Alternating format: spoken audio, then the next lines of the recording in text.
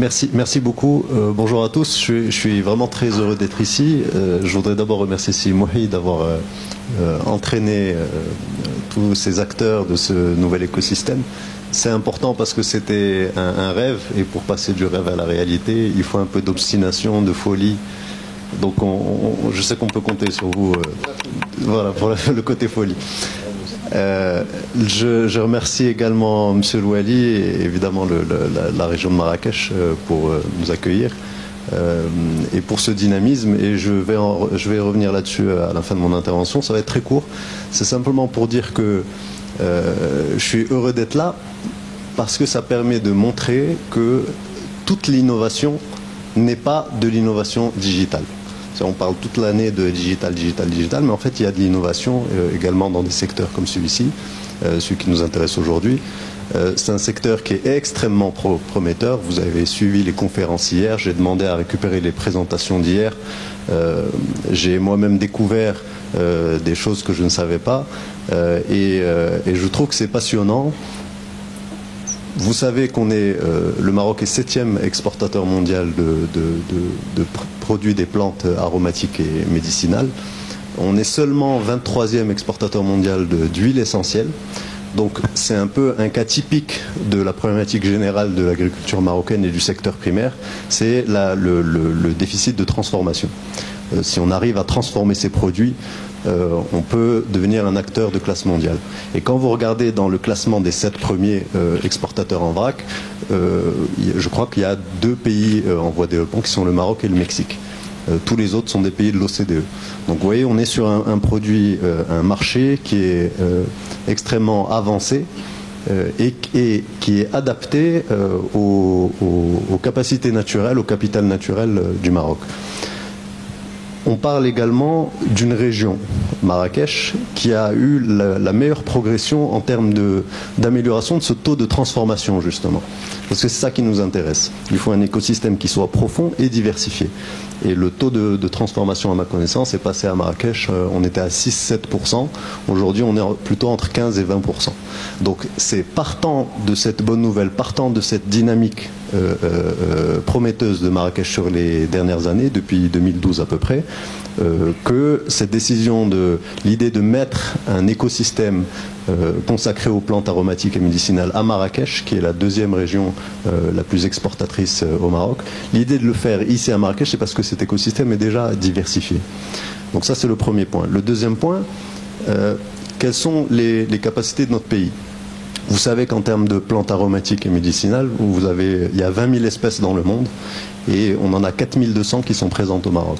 Et ça, on ne le dit pas assez, mais c'est une richesse de classe mondiale.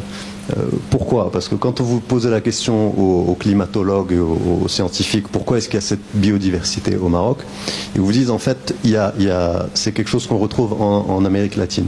En Amérique latine, vous savez que la biodiversité n'est pas due à la forêt amazonienne, mais elle est due au fait qu'il y a la chaîne de montagnes des Andes qui est collée à l'Amazonie.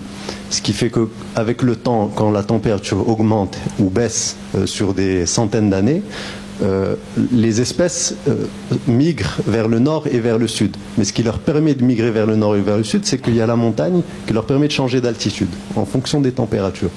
Donc elles arrivent à se réfugier dans la montagne des Andes et à redescendre quand la température redevient clémente.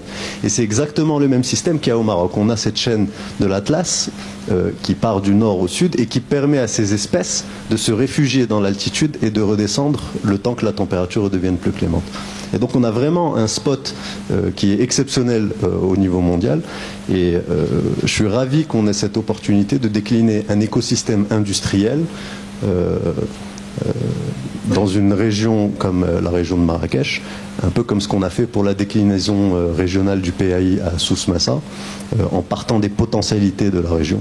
Et donc le fait de le faire à Marrakech, ça montre qu'on a un potentiel d'export qui va être très important dans les prochaines années. Je rappelle juste le chiffre qu'on est sur un marché mondial de 165 milliards de dollars. 165 milliards de dollars, où on a la capacité d'être un acteur majeur. Ce marché, il n'est pas monolithique. C'est ça qui est très intéressant, c'est qu'on est à la fois sur ces 165 milliards de dollars, on a 44% du marché qui est dans le domaine médicinal ou pharmaceutique. On a 36% du marché qui est du domaine de l'agroalimentaire ou de l'alimentaire, et le reste, à peu près 20%, qui sont dans la cosmétique. Et donc quand vous voyez que vous avez de la cosmétique, de la pharmacie et de l'alimentaire qui s'allient et qui ont les mêmes sources de compétitivité, vous vous rendez compte qu'en fait les synergies sont énormes avec les écosystèmes industriels qu'on a déjà créés. Par exemple, on a un écosystème de chimie verte. La chimie verte va être un grand utilisateur de ces produits distillés à très haute valeur ajoutée. Donc c'est pour ça que c'est très important pour nous. Je voudrais finir en félicitant la région de Marrakech, parce que le fait d'investir dans ce secteur, ça montre qu'on est sorti de l'ère des stratégies anonymes. Vous savez, il y a 5 ans, quand on disait à chaque région quelle est la stratégie, tout le monde avait la même stratégie. Tout le monde voulait un constructeur automobile, tout le monde voulait un palais des congrès, tout le monde voulait la même chose.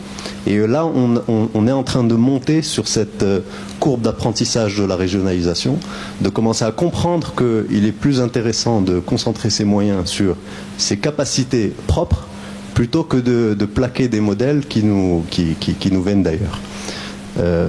Donc c'est quelque chose d'intéressant. À Marrakech, ça va réussir parce que vous avez quelque chose d'extraordinaire en termes de capital immatériel qui est la marque Marrakech. Et vous savez que c'est une marque qui résonne à Tokyo, à Dubaï, à New York. Donc partant de ces points positifs, je pense que c'est très prometteur pour cet écosystème. Je rappelle une chose, c'est que ce cluster a été labellisé par la Caisse centrale de garantie au titre de InnovInvest. Et donc c'est très important qu'on n'oublie pas que malgré le fait que c'est un secteur qu'il va falloir consolider en rassemblant, c'est un secteur un peu fragmenté qu'il va falloir consolider avec des coopératives, des agrégateurs, etc. Mais il ne faut pas oublier que l'innovation va venir également des startups et des TPE. Et c'est pour ça que je vous dis, les startups, c'est pas une question du digital. Les startups, c'est l'essentiel des startups qu'on a au Maroc, c'est dans le social, l'environnemental et typiquement dans l'agrotech. Donc je vous remercie d'être là et je vous souhaite un bon colloque. Merci.